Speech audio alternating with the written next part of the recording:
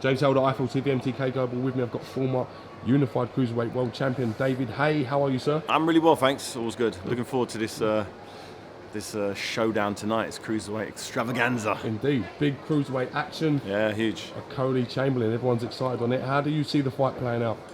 I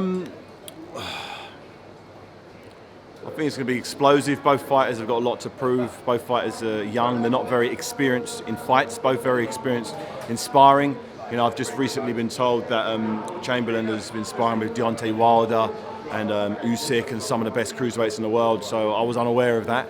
But that type of sparring will really put him in good stead in a fight like this. I've seen OKOLIE going toe-to-toe with Joe Joyce, and he showed me that he's got a great chin, great work rate, great work ethic, willing to come down to other people's gyms and spar. You know, for me, that showed me a lot about him. The fact that he turned up on his own to come and spar Joe Joyce in my gym, and really gave a good account of himself. So, you know, I was very impressed with him. So, off the strength of that alone, I'm going to edge towards him in this showdown.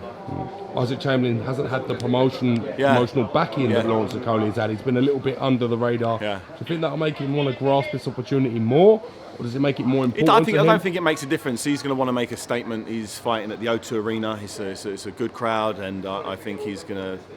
I think both of these fighters are going to rise to the occasion. We're going to get ourselves a very, very entertaining fight. OKOLIE got the obvious height and reach advantage. Very freakishly long arms. How His does arms that affect it makes a big difference in a fight. You know, having long arms, you know, you can stay that little bit further out of range. Means Chamberlain will have to work harder to get into punching distance. And while he's looking at getting into distance, OKOLIE can keep him off of that really long range-finding jab. So I think the styles will match up great. I'm expecting a good competitive toe-to-toe slug out at times, but some slick boxing also. What are you expecting? An explosive KO victory? Are you expecting it to be more of a drawn-out? I think it's going to come down to a bit conditioning. I think both of them have got great chins. Both of them can absorb good punches. So it's going to come down to who's conditioned the best and who's used to pushing it in sparring. And I think they're both absolutely brilliant fighters. And I'm looking forward to, hopefully the winner of this could get probably Matty Askin for the British title. That for me is the fight. The winner of this should be looking at fighting for the British title after, which I'd find would be very, very exciting. Great fight. Let's talk a little bit about yourself. Scheduled to face Tony Bellew May the 5th. Everything's going well in camp. Everything's as it should be. Yeah, everything's great. I got back a week ago and just been working hard with Ismail Salas. I was in the gym today training. Feel good, feel healthy, feel fast. So I'm really looking forward to getting back in the ring May 5th.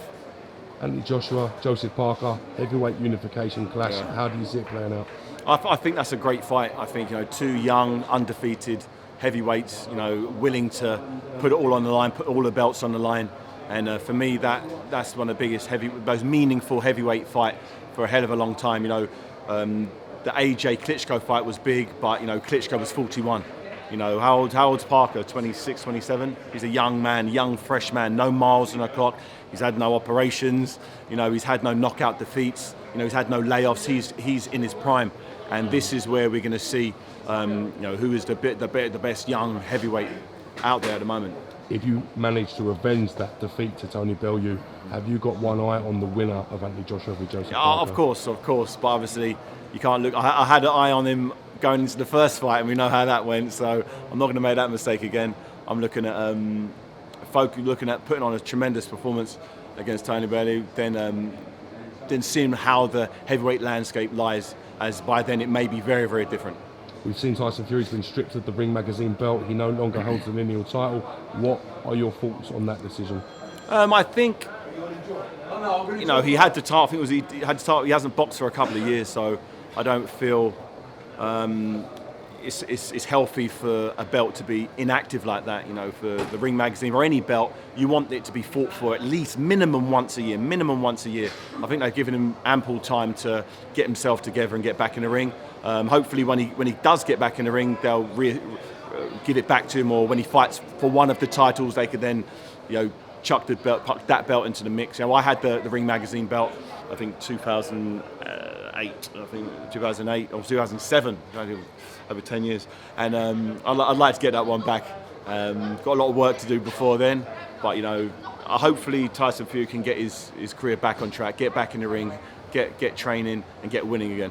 You and Tyson Fury have had your issues in the past. Do you think if everything goes well for both of you, that fight, we could have a glimmer of hope that that fight could still be made? I'd say that's a long, long way off yet.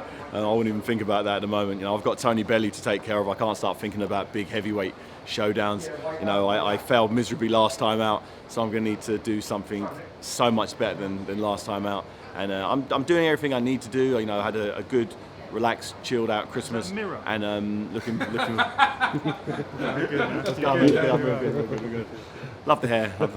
Don't know where he got that style of haircut from. I can't. Yeah, had a great Christmas. So I'm healthy. I'm fresh. I'm enjoying training. You know, it's more of a lifestyle. It's not like I'm going into training camp. I've been kind of training consistently, you know, day in, day out, and I'm feeling good. Would anything give you more satisfaction than beating Tony Bellew this time around? Is that top of? That's top. That's top. You know, when you've been beaten by someone, you always want the opportunity to right the wrongs, and that's what this fight for me is. I'm so excited for the press conference. We've got a few big fights ahead of that. Yeah, but it feels like there's lots of big, exciting fights coming up, and my fight's 13 weeks today, 13 weeks. And that'll go really fast. It'll go really fast. David Haye, thank you very much. Before you finish, can I just say, David Haye just potentially made. Oh, in actual fact, he said I offered him 80 grand. I offered Derek. Do you know about this? Breaking news, no. I don't say things publicly, but he was there. He brought it up. Tell us. I We've got this on IFL. No, I offered Derek Chisora £80,000 to fight in March, I think, with Joe Joyce. Straight up said no.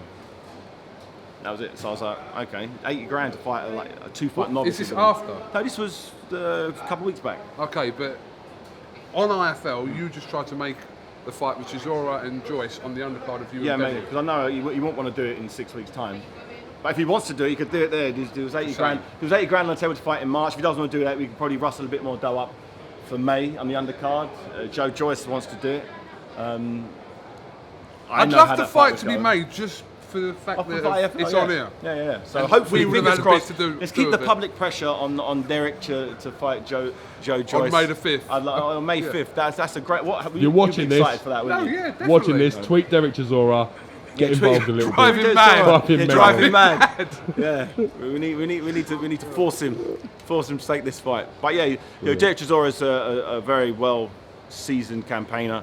And if he doesn't fight a fighter who's 3-0, although he's an Olympic silver medalist, he'll be 3-0 by that point. Then coming off a loss, what else are his options? One of Coogan's favourite ever boxing moments involves you, Derek, and a tripod. Is it really? Was you around there? Was you there? Hold on, Mr. Haye, you could ask him direct. What's happening?